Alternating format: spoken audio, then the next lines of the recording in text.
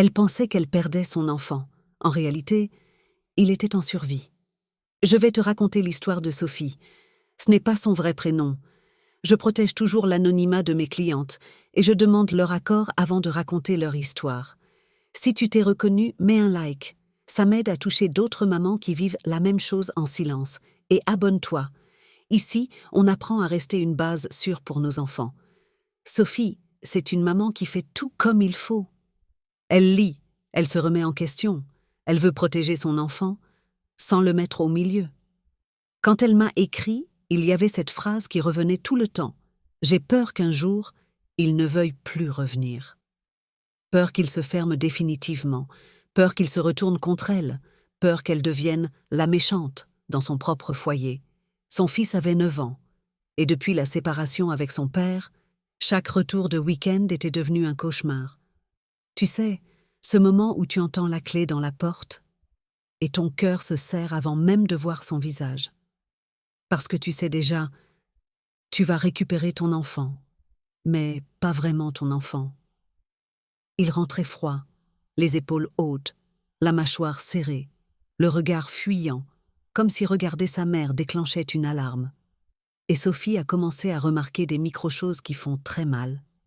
Il disait des phrases qui ne ressemblaient pas à un enfant de 9 ans, des phrases adultes, des phrases propres, des phrases qui tombent comme des verdicts, parce que de l'autre côté, ce n'était pas juste un papa triste de la séparation, c'était un père qui savait retourner les choses, qui posait des petites graines, un doute ici, une insinuation là, une culpabilité emballée comme une vérité. Un père qui ne disait pas « je la déteste ». Non, il disait « moi je veux juste ton bien » et laisser l'enfant porter le poids. Un soir, c'est arrivé. Ils étaient dans la cuisine, le cartable par terre, les chaussures même pas enlevées. Sophie avait préparé un repas simple comme un rituel pour remettre un peu de normalité. Des pâtes, un yaourt, la table mise comme avant. Elle tente doucement « ça va mon cœur ?» Et là, son fils lâche, comme une phrase apprise par cœur « Papa dit que tu mens et que tu exagères tout. » Silence. Le genre de silence qui coupe le souffle. Et dans la tête de Sophie, tout s'écroule. Elle se dit « il me croit. Je suis en train de le perdre. Il est en train de me juger. Et je n'ai rien fait. » Alors elle fait ce que font 99% des mamans dans cette situation. Elle réagit avec amour, mais avec urgence.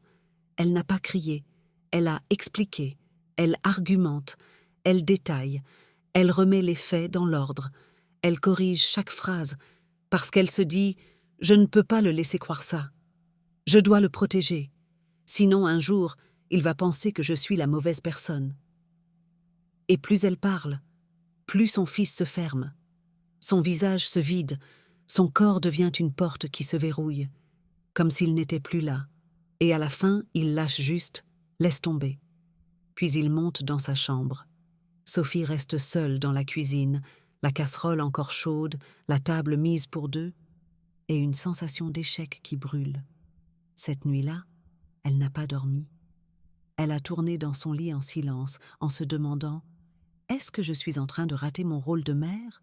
Et pire encore, et si je ne pouvais rien faire contre ça ?» Quand elle m'a raconté, elle pleurait. Elle disait « je le reconnais plus. Il me fuit. J'essaie de rétablir la vérité. Et ça empire. Je suis en train de le perdre. » Et c'est là que je lui ai posé une question qui a tout changé. Quand il te dit ça, comment est ton corps ? Elle s'est arrêtée. Elle a réfléchi. Et elle a répondu, ses épaules sont crispées. Il évite mon regard. Il respire vite. Il serre les dents. Je lui ai dit « Sophie, ton fils n'est pas en train de débattre. Il est en train de survivre. Parce qu'un enfant pris dans un conflit de loyauté, ce n'est pas juste un enfant influencé. C'est un enfant dont le système nerveux est en alerte. Son corps est coincé dans une équation impossible. Si je suis fidèle à maman, je trahis papa. Si je suis fidèle à papa, je trahis maman. Et si je choisis, je perds l'amour de quelqu'un. Et quand le corps est en survie, le cerveau n'écoute pas pour comprendre, il écoute pour se protéger. Donc même la vérité, même les mots justes, deviennent du bruit. Et plus Sophie expliquait, plus son fils se sentait coincé. Coincé entre deux mondes. Coincé entre deux loyautés. Coincé entre deux versions de la réalité. Et un enfant coincé ne choisit pas la vérité. Il choisit ce qui lui permet de respirer. Alors il se ferme. Il devient froid. Il coupe le lien, pas parce qu'il ne l'aime pas, mais parce qu'il essaie de survivre. Et Sophie a compris quelque chose de gigantesque. Elle ne perdait pas son enfant. Elle le voyait en mode survie. Alors on a travaillé sur une seule chose, simple, mais puissante. Retirer la pression dans les 5 premières minutes. Parce que dans ces familles-là, les 5 premières minutes, c'est là que tout se joue. La fois suivante, son fils rentre. Pareil. Le visage fermé, l'énergie, ne me parle pas. Sophie sent la panique monter. Elle a envie de demander. Il t'a encore dit quoi? Tu l'as cru? Tu sais que c'est faux, hein? Mais cette fois, elle respire. Elle ne pose pas de questions. Elle s'assoit, elle baisse le rythme, et elle dit juste « Ça doit être lourd pour toi en ce moment. Tu n'as rien à choisir ici. Tu peux juste être un enfant. » Silence. Pas d'argument, pas de correction, pas de justification. Son fils n'a pas souri, il n'a pas fondu en larmes, il n'a pas dit « merci », mais il est resté. Il est resté dans la pièce. Et ça, c'était énorme, parce que le premier objectif n'était pas qu'il comprenne. Le premier objectif, c'était qu'il se sente en sécurité. Et quand un enfant se sent en sécurité, il redescend. La semaine a été différente. Pas parfaite, mais différente. Un peu plus de présence, une question spontanée, un micro-moment de lien, moins de fuite.